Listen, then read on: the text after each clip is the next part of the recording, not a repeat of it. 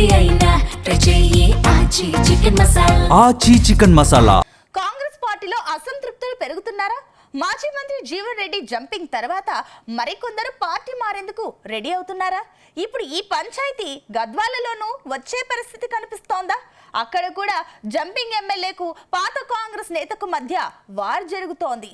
Sitting MLA పెత్తనం పెరగడంతో ఆ నేత పార్టీ మారే ఆలోచనలో ఉన్నారా?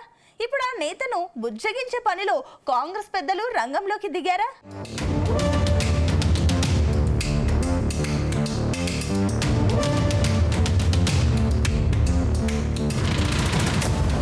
తెలంగాణలో రాజకీయాలని ఒక ఎత్తు, జోగులాంబ గద్వాలలో మరో ఎత్తు. అందుకు కారణం ఇక్కడి ఎమ్మెల్యే వ్యవహార తీరే.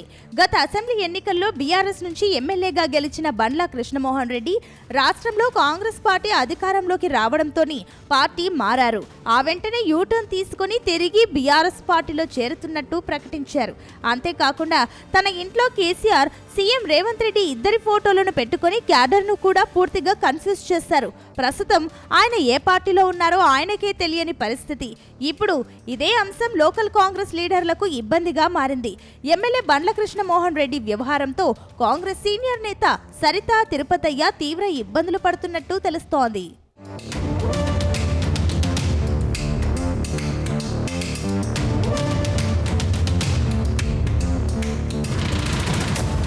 ప్రస్తుతం గద్వాలలో ఎమ్మెల్యే బండ్ల కృష్ణమోహన్ రెడ్డి తిరిగి కాంగ్రెస్ కార్యక్రమాలలో పాల్గొంటుండడంతో సరిత వర్గానికి మింగుడు పడడం లేదని తెలుస్తోంది.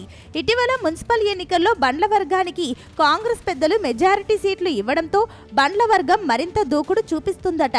ఈ నేపథ్యంలో పార్టీ పెద్దలను కలిసి బండ్ల వర్గానికి చెక్ పెట్టాలని సరిత చేసిన ప్రయత్నాలు విఫలం కావడంతో ఆమె సైలెంట్ అయ్యారు. అయితే సరిత పార్టీలో సైలెంట్ కావడంతో పార్టీ మారుతున్నారంటూ ప్రచారం మరింత ఊపందుకుందట.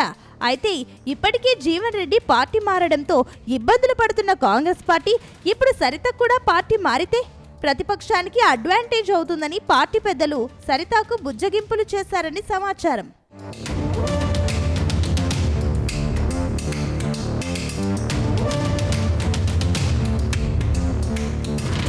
వాస్తవానికి గత అసెంబ్లీ ఎన్నికల్లో సరిత ఓటమిని ఎవరూ ఊహించలేదు.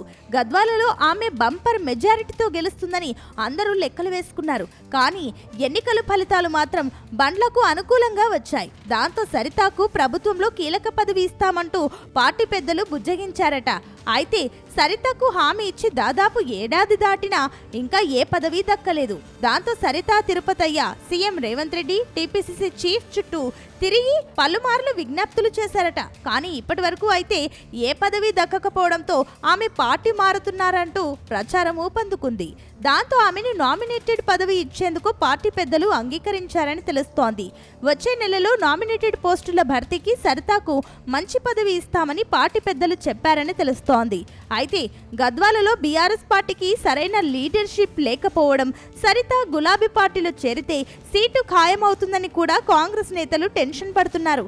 అందుకే ఆమె వీలైనంత త్వరగా రాష్ట్ర స్థాయి పోస్టులు అప్పగించాలని భావిస్తున్నారట.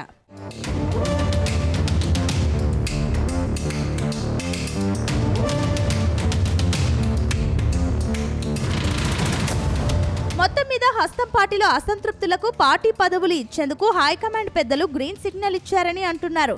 రాష్ట్రంలో ప్రభుత్వం ఏర్పడి 2 ఏళ్లు అవుతున్నా పార్టీ పదవులు, నామినేటెడ్ పోస్టుల భర్తీకి 100% జరగలేదు. మరోవైపు ప్రభుత్వం ఏర్పాటు కాగానే నియమించిన కార్పొరేషన్ చైర్మన్ పదవుల పదవీకాలం కూడా పూర్తయిపోయింది. దాంతో సరితా తిరుపతయ్యకు ఓ మంచి పోస్టు ఇచ్చే యోచనలో సీఎం రేవంత్ రెడ్డి, టీపీసీసీ ఉన్నారని తెలుస్తోంది. ఏది ఏమైనా పార్టీ ఫిరాయింపు ఎమ్మెల్యేల నియోజకవర్గాలలో కాంగ్రెస్ నేతల పరిస్థితి గందరగోళంగా తయారైంది.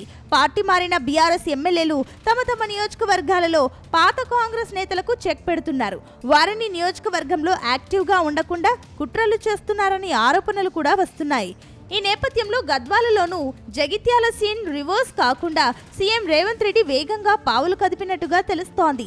అయితే సరితకు నామినేటెడ్ పోస్టు దక్కితే నడిగడ్డ కాంగ్రెస్లో ఆధిపత్య పోరు మరో లెవెల్లో ఉంటుందని సొంత పార్టీ నేతలే చర్చించుకుంటున్నారు.